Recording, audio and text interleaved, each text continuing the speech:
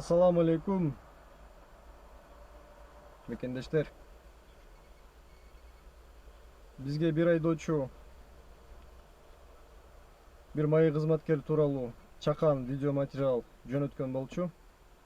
Биз бул видео материалды чыгарбай койсок, бизге жиберген айдоочунун астында жана силердин астыңарда биз калыс болбой калабыз. Ошондуктан мен бул видео материалды чыгарууга туура деп чечим кабыл алдым. Өзүңүздөр билесиздер, Кыргызстанда эң баалуу кен байлык бул Кыргызстандын эли.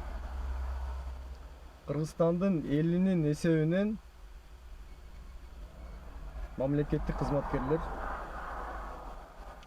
иштеп жатышат.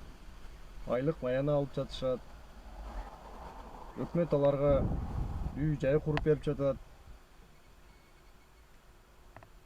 Ар кандай мамлекеттик льготаларды беришет. Бирок тилекке каршы алар ушул ишенимди актабай жатышат.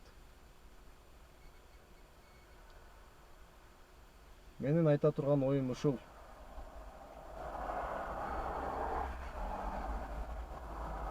Акыркы 2-3 күн аралыгында мени абдан сонун каралоо процесстери да жүрүп жатат.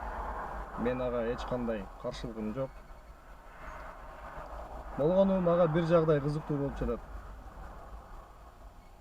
ЛТРдин журналисти Орозобек Шарабидин уулуга